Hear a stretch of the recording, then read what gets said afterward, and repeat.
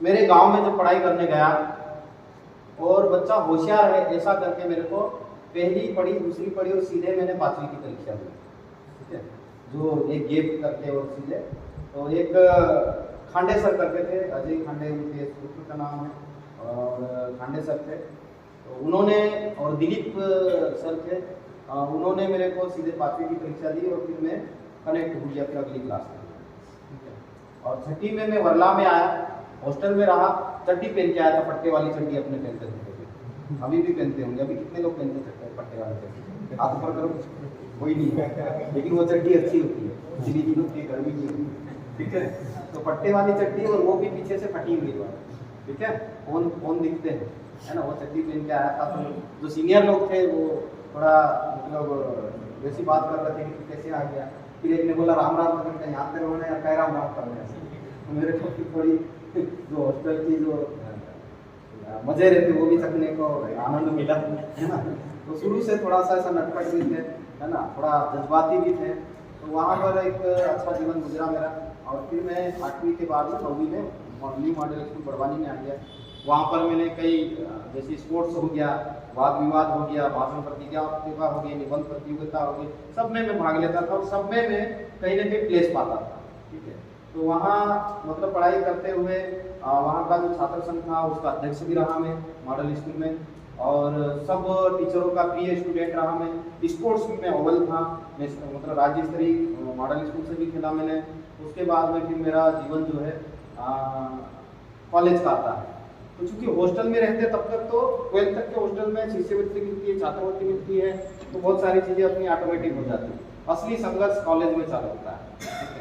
और जैसे वर्ला का तो बताई दिया आपने, तो मेरा इस हॉस्टल कैंपस में नंबर ही नहीं लगता, इसलिए बोले सेंधवा ब्लॉक का है, तो फिर थोड़ी बहुत पहचान चाहिए, तो पहचान भी नहीं अपनी। अब तो गरीब परिवार से आते हैं, गरीब का कौन मसीहा, अमीर का तो सब मसीहा रहता है, जो होशियार उसका सब मसीहा है, लेकिन जो गरीब है निशा है उसके कोई मसीहा नहीं, अपनी कोई बात भी नहीं सुनता था।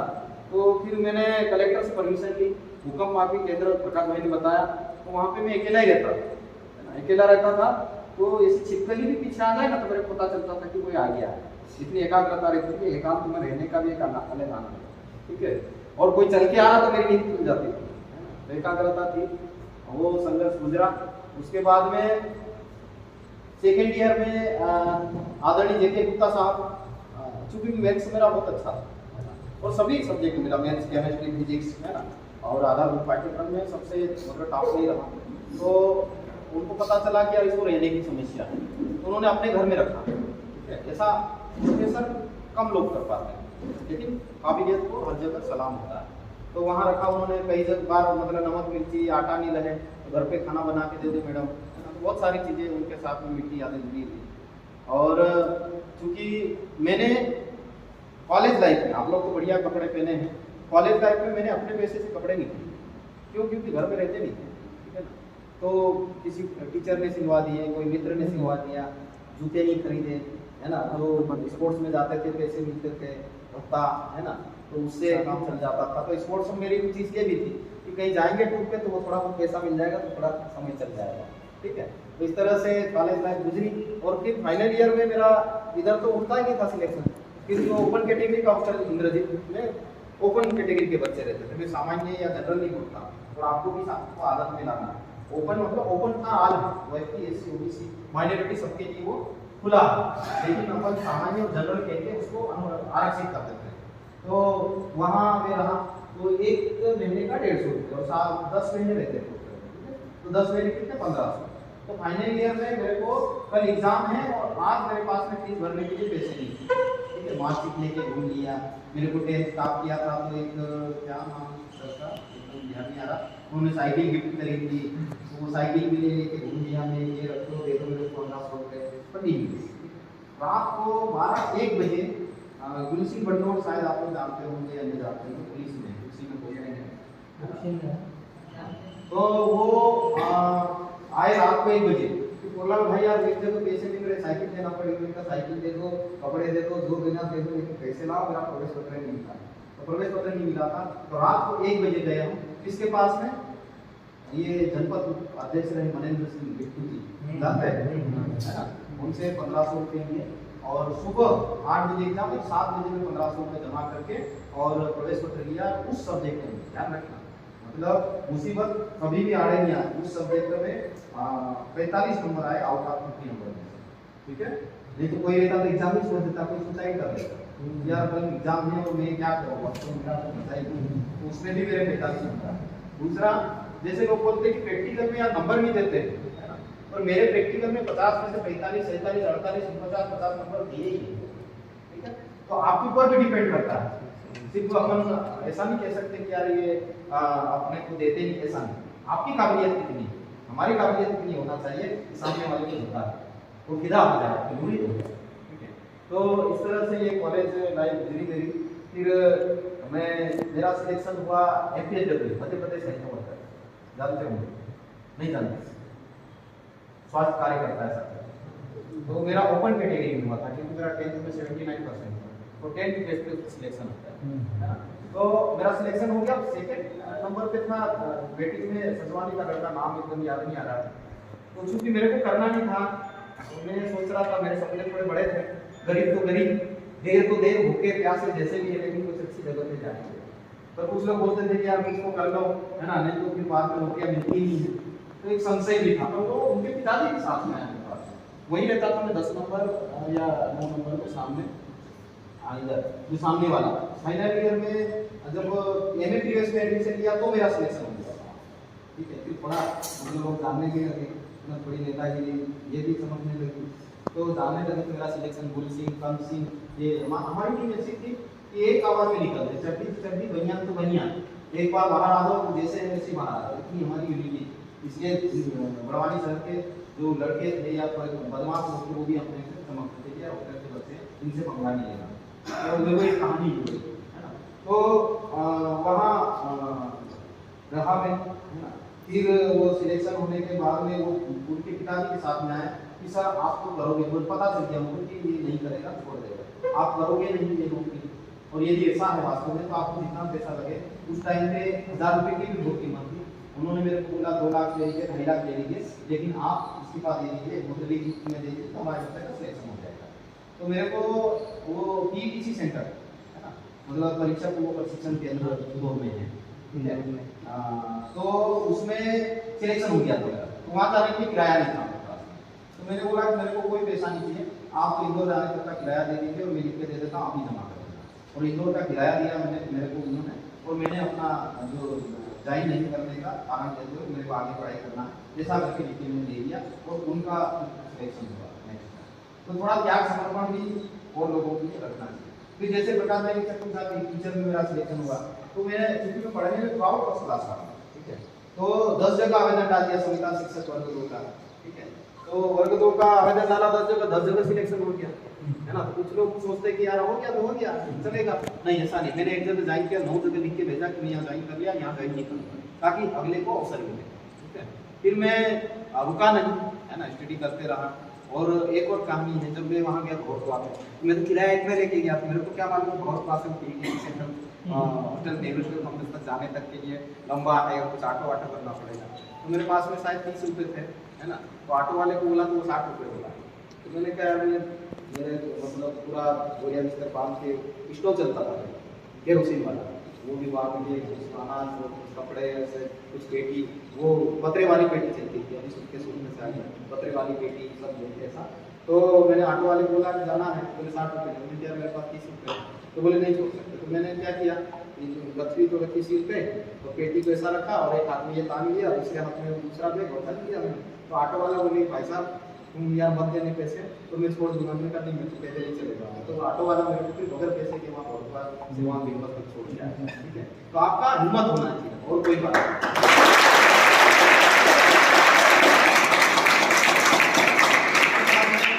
मेरा मैं पढ़ने में होशियार था, तो बॉम्बे में मैंने बाबा रिसर्च सेंटर में इंटरव्यू दिया, इंटरव्यू में अच्छा क्वालिफाई कर दिया था। तो वहाँ पर भी जाने के लिए किराया नहीं था, तो जैसे आप जैसे कोई मित्र मिल गया तो किराया देके वहाँ जाके मैं इंटरव्यू दिया, वहाँ सिलेक्शन नहीं हुआ। फिर PSC की एग्जाम, सीनियर ऑडिटर का एग्जाम दिया व्यापम से, तो सीनियर ऑडिटर का एग्जाम दिया। तो मतलब सब गाड़ी से आ रहे, अपन फटे हाल में गए, जो भी कपड़े धुले हुए वहाँ गए, एग्जाम दिए, है ना। तो लोग एग्जाम देने के बाद एक ही दिन सेम डे में हुआ पूरा सिस्टम, ठीक है। तो सेम डे में क्या हुआ कि फॉर्म तो पहले भर दिया था, उसमें लिखा था हिंदी वर्ड लिखा था सीनियर ऑडिटर का अंकेशम, वरिष्ठ अंकेशम, है ना। और उसका प्रवेश पत्र आया था सीनियर ऑडिटर, है ना।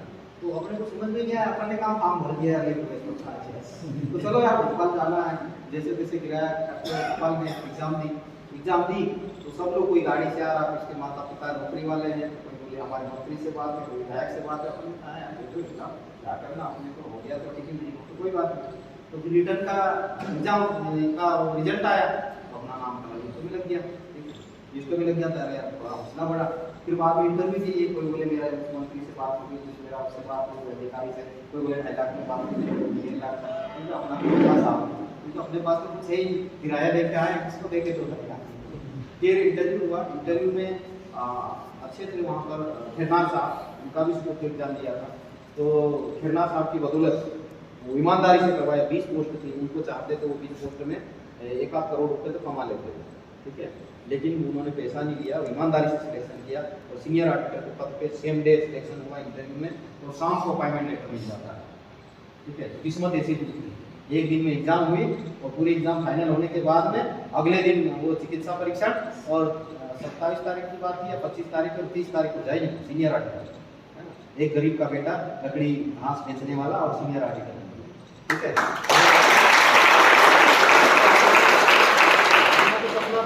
यार अपन तो कलेक्टर बनेंगे, कुछ भी हो सकता है ना, या कलेक्टर जैसे गुणों का विकास करेंगे, या फिर आगे चल के फिर दुरुस्त होगा, कलेक्टर को चला सके ऐसा आदमी अपने को बनना है, या अपने सपना देखेंगे, ठीक है। तो पीएससी की परीक्षा दी, पीएससी की परीक्षा बहुत अच्छा, रिटर्न मेरा बहुत अच्छा था, इंटरव्यू मेरा बहुत अच्छा था। लेकिन कभी कभी क्या होता है कि रात भर जगने देना, पर ऐसा नहीं करना, रात भर कभी भी एग्जाम से पहले रात भर नहीं जगना। मैं डिप्टी कलेक्टर होता यदि मैं रात भर नहीं जगा होता। मेरा ग्वालियर में हम सीनियर ऑडिटर थे और एनसीपीएससी का मेंस का दिया एग्जाम, तो रात भर जगनी है, और वो बाहर बरामदे में बाहर ठंड का समय था, तो रोशनी आ रही थी, तो नींद आए। तो हमने क्या किया, जो प्रश्न विवाह के प्रकार, विवाह के स्वरूप, तो इधर का उत्तर उधर भी, ठीक है। तो वो मेरे उस पेपर में मतलब 90 नंबर आए थे मात्र, बाकी ओवरऑल में कंपटीशन में था 200 के लगभग मेरे नंबर सभी सब्जेक्ट में, उसी टाइम पे डिप्टी कलेक्टर बन गया। लेकिन वो रात भर में जगह, एक छोटी सी गलती, उसकी वजह से मैं डिप्टी कलेक्टर बनने से वंचित हूँ। लेकिन मैं फिर भी उसको पॉजिटिव लेता हूँ कि यदि डिप्टी कलेक्टर बनता तो शायद समाज का काम नहीं करता, क्योंकि वो बिजी लाइफ हो जाती। तो मेरे को कुदरत ने समाज का काम करने के लिए बनाया, इसलिए मुझे सेल टैक्स इंस्पेक्टर बनाया, है ना, कमर्शियल टैक्स इंस्पेक्टर। और वहाँ रहते हुए मुझे इतना समय मिला कि मैं चेक पोस्ट पोस्टिंग होती थी, तीन आधिकारिक पोस्टिंग होती थी, तो अल्टरनेट हम ड्यूटियाँ कर लिया करते थे, छुट्टियाँ मिल जाती थी। तो उन छुट्टियों में समाज का काम, समाज को जागरण का काम, क्योंकि बचपन से कर रहे हैं तो वो करते रहे। इस तरह से एक प्रमोशन हुआ, 20 साल की सर्विस हुई। 20 साल की सर्विस में कई यात्राएं की हमने, जन जागरण की, 2013 से लगातार यात्रा की। मेरे बराबर छुट्टियां कोई भी शायद ले पाया हो सरकारी सर्विस में रहते हुए, इसलिए मेरे पे आरोप भी लगते हैं कि ये तो नौकरी कम करता और तो पता नहीं नेतागिरी ज़्यादा करता। नेतागिरी में सेवा करता, ठीक है। तो मैं पूरा विधिवत काम किया, एक भी शोकास नोटिस नहीं पूरी सर्विस में। आप सोच लो, बहुत सारे लोगों को तो सस्पेंड हो जाते, ट्रांसफर हो जाते, ये हो जाते, वो हो जाते। मैं खुलेआम काम करता था, लेकिन लीगली काम करता था, और अपने जो वर्ड था वो कमान की हुई वर्ड था। किसी के अशब्द नहीं, अपशब्द नहीं, किसी को गाली नहीं, किसी को बुरा लगे ऐसी बात हम मन से नहीं करते। इसलिए हम 20 साल तक सर्विस के साथ में समाज का काम किया, और ऐसा काम किया कि शायद ही कोई पूरे इलाके में किया होगा। पूरे मध्य प्रदेश में घूमे हम, पूरे भारत देश में घूमे, पूरे कार्यकर्ता। यदि आप जैसे लोगों का कोई छोटा मोटा काम बढ़ जाए तो याद करना, कहीं पे भी काम नहीं रुकेगा, हर जगह अपने कार्यकर्ता। तो काम हमको करना चाहिए। 20 साल की सर्विस भी मैंने 10-12 साल पहले डिसाइड कर लिया। लोग बोलते हैं चुनाव आ गया इसलिए इस्तीफा दे के आ गया। 10-12 साल पहले ही मैंने डिसाइड कर लिया था कि मेरे को 20 साल की सर्विस करना है, VRS लेना है, उसके बाद में समाज का काम करना है। क्योंकि जीवन जो मानव जीवन एक ही बार मिलता है, एक बार जीवन मिला, जो अच्छा काम कर सकते हो कर लीजिए, क्योंकि मरने के बाद में जिंदगी बढ़ती है।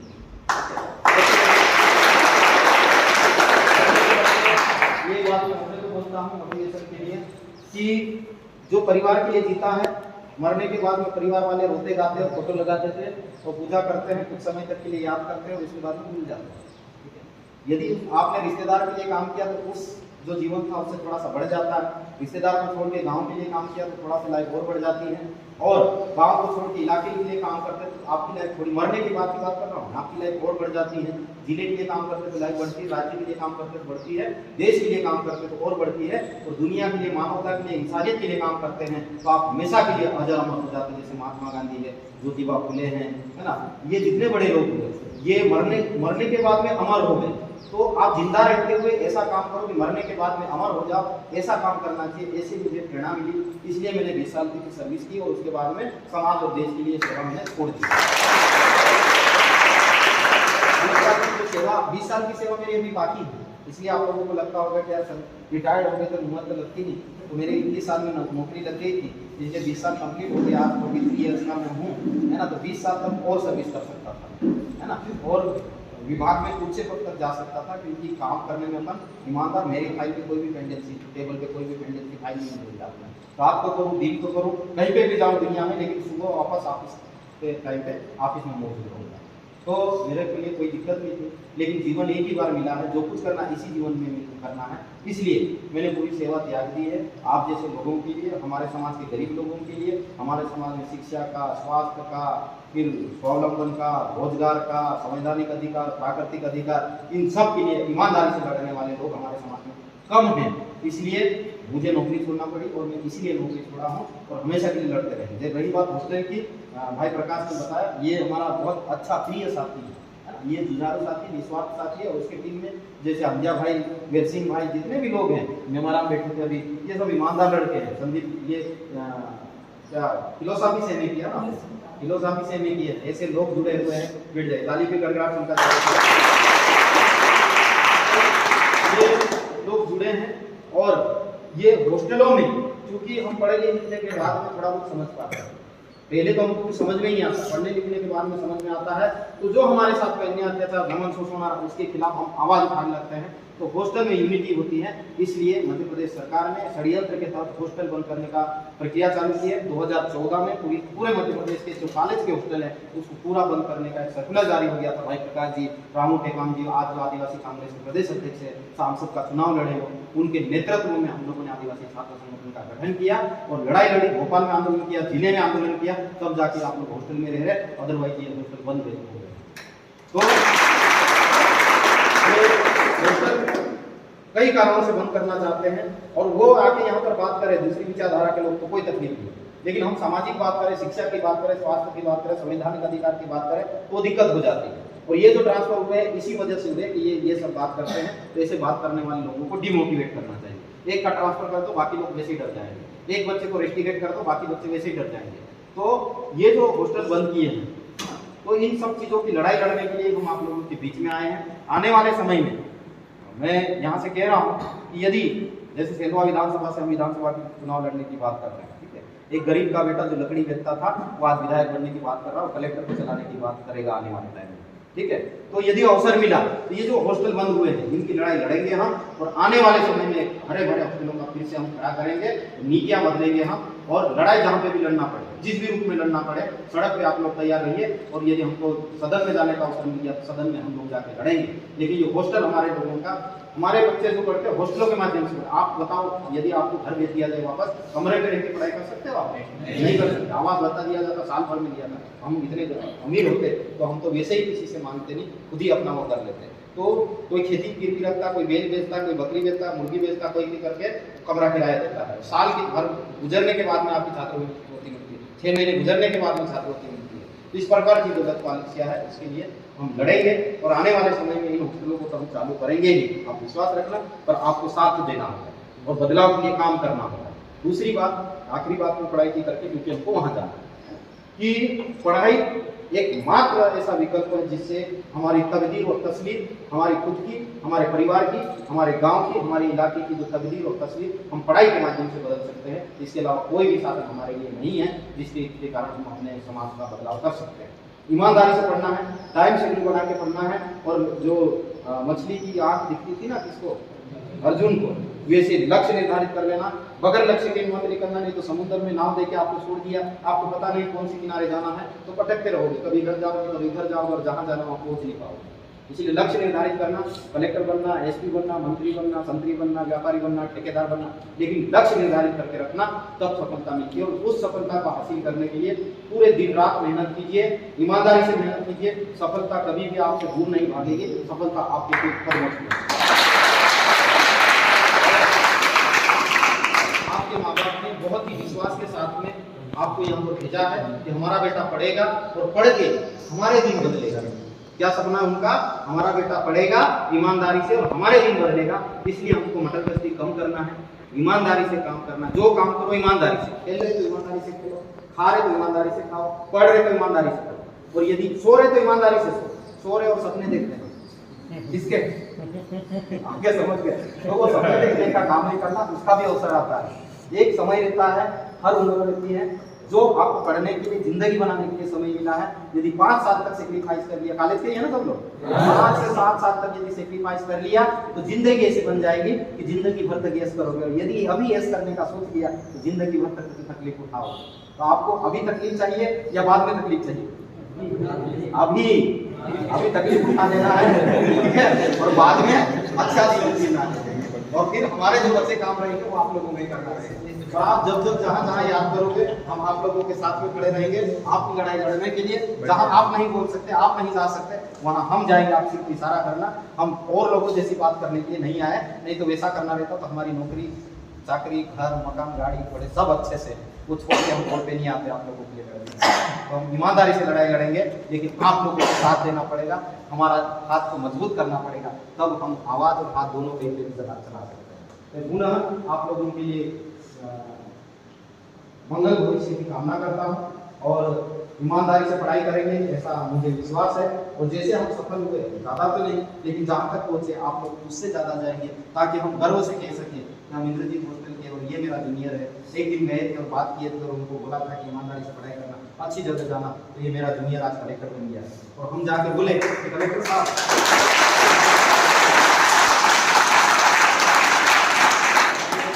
ध्यान से सुना, मोटिवेशन के लिए मैं दिन भर बात कर सकता हूँ, जिस भी सब्जेक्ट में बात कर रहा हूँ हम बात कर सकते हैं। अनुभव है, लोगों में घुमा है, पढ़ा है।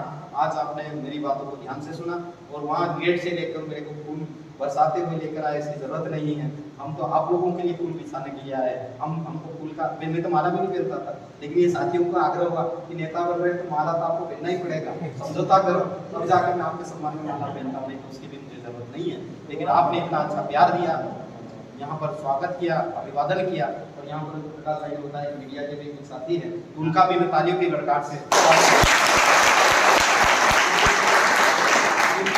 जो अच्छी बातें हैं मीडिया के सामने, दुनिया के सामने जाती है, खराब बातें वो भी मीडिया के माध्यम से दुनिया के सामने जाती हैं। मीडिया में बहुत सारी चीज़ें हो रही है, तो मैं अपेक्षा करता हूँ कि हमारे जो साथी वो ईमानदार है और हमारी जो अच्छी बातें दुनिया के सामने ले जाने में हमारा सहयोग करेंगे। तालियों की गड़गड़ाहट से